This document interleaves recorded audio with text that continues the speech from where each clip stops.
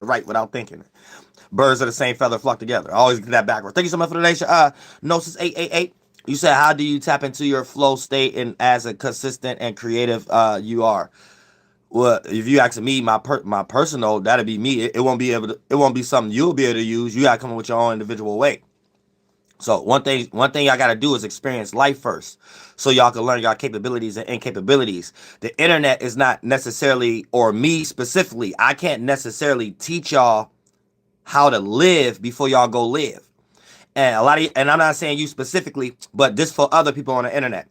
A lot of people have the wrong idea when it comes to getting on the internet. So a person to learn something from the internet before they even experience anything in life. They'll try to learn how to deal with relationships, learn how to deal with this type of person, learn how to get into astrology to deal with this, and before you know it, you're not even living life. And then when you do actually go out to participate with life, you got expectations and presuppositions. And that always built resistance from whatever that you're trying to experience, because you're only going to be looking for what's already you built up on your mind subconsciously, even in areas that you don't even know that you're doing it.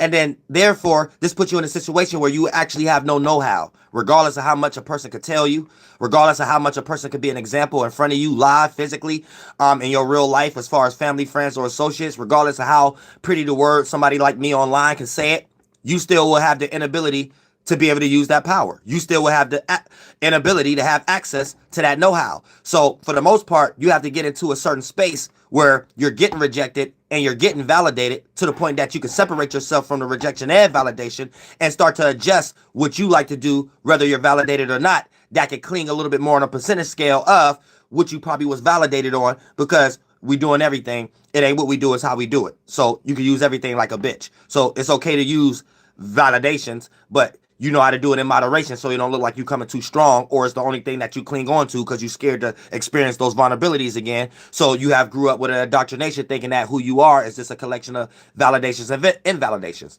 But once you go through that hill battle right there, right? Whatever I'm telling you right now, that might not be directed towards how to get into your creative flow, but I guarantee if you practice what I'm saying right now, you will find that area where you develop that concept of what it means to have creative flow.